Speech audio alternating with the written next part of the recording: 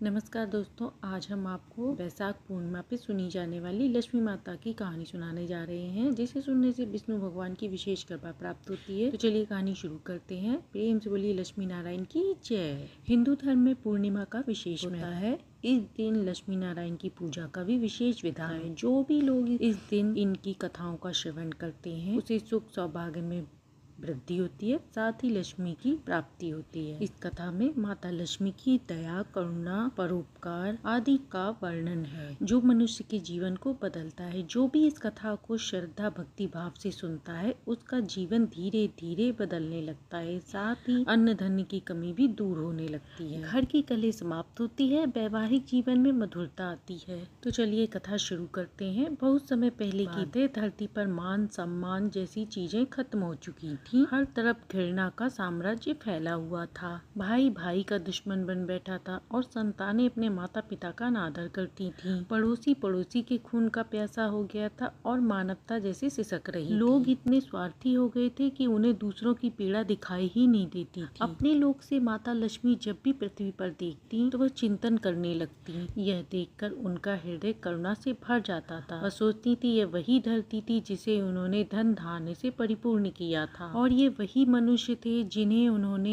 ऐश्वर्य धन संपत्ति प्रदान की थी, ताकि वह शांति और धैर्य से जीवन व्यतीत कर सकें। परंतु धन आते ही मनुष्य अपना आपा खो बैठा और अपने ऊपर धन को हावी कर बैठा। धन का उपयोग लोगों को दिखावा करने में और अहंकार दिखाने में प्रयोग हो रहा था। समृद्धि ने उन्हें विनम्र बनाने की बजाय उन्हें और क्रूर बना दिया था। लोग धर्म के पथ से पूरी तरह हट चुके थे। सत्य, अहिंसा, करुणा, दया जैसे सब भूल गए थे।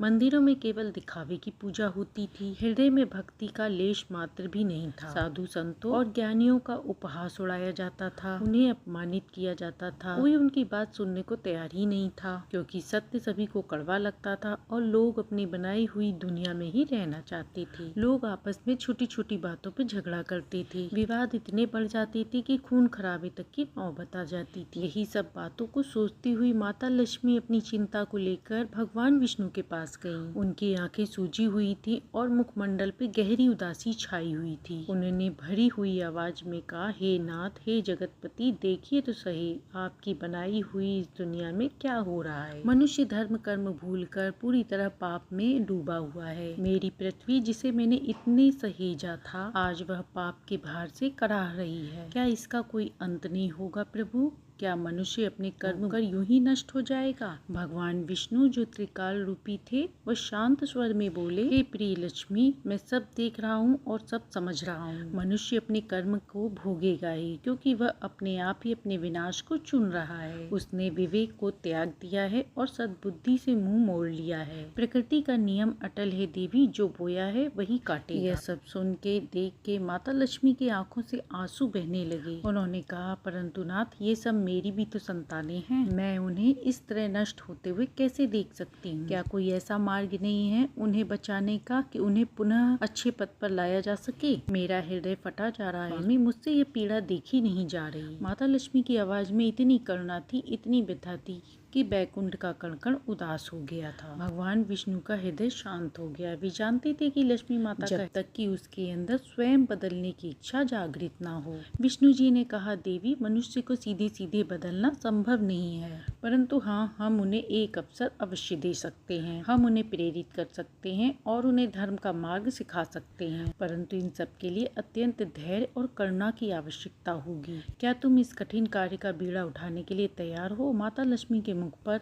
आशा की एक हल्की सी किरण दिखाई दी। माता लक्ष्मी ने कहा, हाँ प्रभु, मैं तैयार हूँ। अपनी संतान के लिए कोई भी कष्ट उठाने के लिए मैं तैयार हूँ। आप मेरा मार्गदर्शन कीजिए, बताइए मुझे क्या करना है। तब भगवान विष्णु ने मुस्कुराते हुए कहा, तुम्हें स्वयं धरती पर जाना होगा, बल्कि अपने ऐश्वर्य और धन के रूप में नहीं, बल्कि एक साधारण दीन दुखिया स्त्री के रूप में जाना होगा। तुम्हें मनुष्यों के बीच रहना होगा और उनके दुख दर्द को समझना होगा, और अपने आचरण से, अपनी करुणा से, प्रेम से उनके हृदय में परिवर्तन लाना होगा। तुम्हें उन्हें यह दिखाना होगा कि सच्चा धन सुख समृद्धि दौलत में नहीं बल्कि प्रेम, सेवा और धर्म परायण में है। यह मार्ग अत्यंत कठिन होगा देवी, तुम्हें अपमान भी सहना हो सकता है, कष्ट भी उठाने पड़ सकते हैं, लोग तुम्हें पहचानेंगे तो नहीं, शायद वे तुम्हारा तिरस्कार ही करें। क्या तुम ये सब सह सकोगी? माता लक्ष्मी की आंखों में दृढ़ निश्चय था। उन्होंने कहा, स्वामी, यदि मेरे कष्ट सहने से मेरी एक भी संतान का हृदय परिवर्तन होता है, यदि धरती पर पुनः धर्म की स्थापना होती है, तो मैं अपना अपमान और हर कष्ट सहने को तैयार हूँ। मैं जाऊंगी प्रभु, और अवश्य जाऊंगी।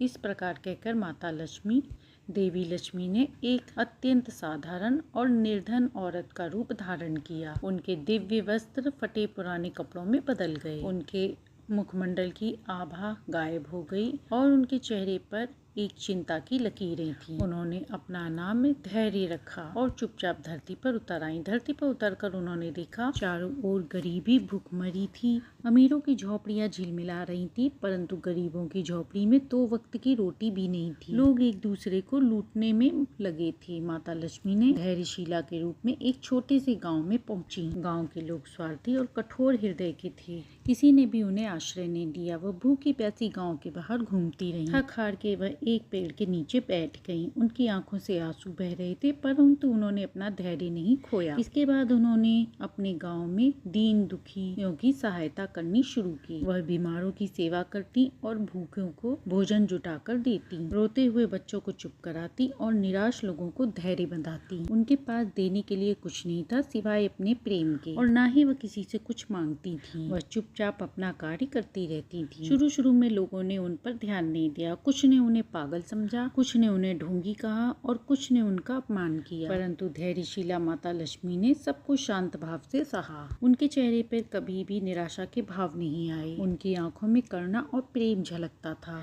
वह उन लोगों के लिए भी प्रार्थना करती जो उनका अपमान करते थे। बहुत धीरे धीरे लोगों पर उनके निस्वार्थ सेवा भाव का असर होने लगा। धीरे धीरे लोग सोचने लगे कि यह स्त्री कौन है जो निस्वार्थ भाव से भी सेवा कर रही है, जिसे न अपने खाने की चिंता है न रहने की, जिसे अपमानित करने पर भी क्रोध नहीं आता, जिसके पास खुद कुछ नहीं है, वह फिर भी लोगों को प्रेम और शांति बांट रही है। एक दिन गांव में सूखा पड़ गया, नदियां सूख गईं, लोग भूख के मारे अन्न जल के लिए तड़पने लगे। अमीर लोग अपने धन भंडार भरकर बैठ गए। उन्होंने अपने धन के बल से अन्न धन सब खरीद लिया था, परंतु गरीब बेचारे भूखे मर रहे थे। लोग एक दूसरे से लड़ने झगड़ने लगे, चोरी डकैती बढ़ गई, परंतु ऐसे समय पे भी धैर्यशिला ने अपने कार्य को नहीं छोड़ा। वह ऐसे समय पर भी खुद भूखी रहती, लेकिन लोगों के लिए भोजन जुटाती रहती। वह रात रात भर जागकर बीमारों की देखभाल करती। उन्होंने लोगों को समझाया, लड़ने झगड़ने से कुछ नहीं होगा, इस विपत्ति का सामना हमें मिलकर करना होगा। अपने पास जो थोड़ा बहुत है उसे आपस में मिल बांट कर खाओ। ईश्वर पर भरोसा रखकर एक दूसरे का सहारा बनो, वह हमारी मदद अवश्य करेंगे। उनकी बातों में इतनी सच्चाई थी कि धीरे धीरे लोगों का हृदय पिघलने लगा। जिन लोगों ने कभी किसी की मदद नहीं की थी, वे भी अब दूसरों की सहायता करने लगे। लोगों ने अपने अन्न के भंडार खोल दिए। अब सब मिलकर थोड़ा थोड़ा खाने लगे। आपसी द्वेष भूलकर लोग एक दूसरे का दुख बांटने लगे। धैर्यशिला ने उन्हें समझाया कि कैसे कम साधनों में भी प्रेम से रहा जा सकता है। उन्होंने लोगों की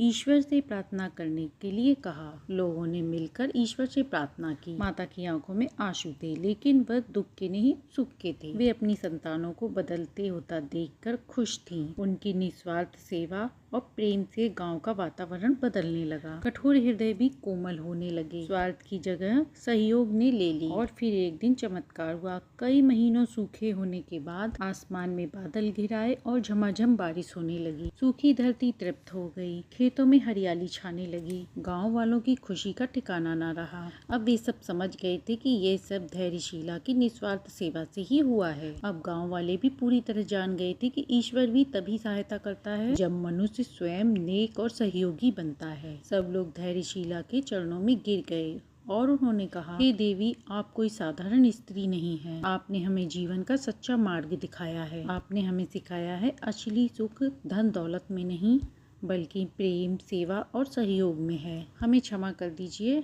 हमें आपको को पहचाना नहीं, हमें क्षमा कर दीजिए। माता लक्ष्मी धैर्यशीला के रूप में मुस्कुराई। उनकी आंखों में अभी भी वही करुणा थी। माता लक्ष्मी के आंखों में एक संतोष का भाव भी था। उन्होंने कहा, मैंने कुछ नहीं किया, ये सब तुम्हारी अच्छाई का जीत का परिणाम है। तुम लोगों ने अपने भीतर स्वयं करुणा को जगाया है, बस इसे मरने मत देना। हमेशा धर्म के मार्ग पर चलना, एक दूसरे की सहायता करना, ईश्वर पर विश्वास। धीरे धीरे उस गांव से शुरू हुआ यह परिवर्तन आसपास के क्षेत्रों में भी फैलने लगा। लोग धैर्यशीला की कहानी सुनने लगे और उनके उपदेशों पर चलने लगे। जहाँ जहाँ ये संदेश जा, वहाँ वहाँ लोगों के जीवन में परिवर्तन आने लगा। लोगों में आपसी प्रेम बढ़ा, धर्म कर्म में रुचि जागी और अधर्म का नाश होने लगा। माता लक्ष्मी ने देखा, धरती पर धीरे धीरे ही सही पर सकारात्मक परिवर्तन आ रहा है। मनुष्य पूरी तरह तो नहीं बदला था, पाप पूरी तरह समाप्त तो नहीं हुआ था, पर हाँ, अच्छाई की एक किरण अवश्य फूट रही थी।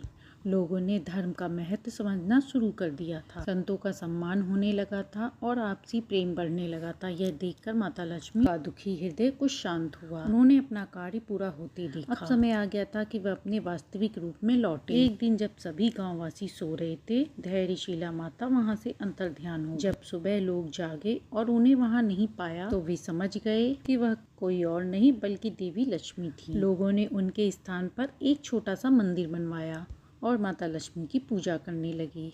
जब माता लक्ष्मी बैकुंठ वापिस आई तो विष्णु भगवान ने मुस्कुराते हुए कहा, देखा देवी, तुम्हारी करुणा और तुम्हारे धैर्य ने अपना काम कर दिखाया। तुमने मनुष्यों को विनाश से बचा लिया और उन्हें एक नया अवसर दिया। माता लक्ष्मी की आंखों में अभी भी आंसू थे, पर वे दुख के नहीं, संतोष के आंसू थे। माता लक्ष्मी ने कहा, हाँ प्रभु, पर ये यात्रा अभी लंबी है। मनुष्य के मन से पूरे पाप को मिटाना अभी बचा है। मुझे आशा है कि यह एक दिन अवश्य हटेगा। धरती पर फिर से धर्म का साम्राज्य स्थापित होगा। और उस दिन के बाद माता लक्ष्मी जब भी धरती पर देखती तो उन्हें दुख तो होता था, क्योंकि पाप अभी भी धरती पर पूरी तरह से समाप्त नहीं हुआ था, पर साथ ही एक आशा भी दिखाई देती थी कि उन अनगिनत लोगों के बीच में जो धैर्यशीला के मार्ग पर दिखाई दिए, जो प्रेम करुणा को अपने जीवन में आधार बना रहे थे, उनका हृदय अभी भी द्रवित होता था। परंतु उस द्रवित हृदय में निराशा नहीं, आशा की किरण थी। वह जानती थी कि परिवर्तन धीरे धीरे आता है। यह एक शतक प्रक्रिया थी और वह धैर्य पूर्वक प्रतीक्षा करने को तैयार थी।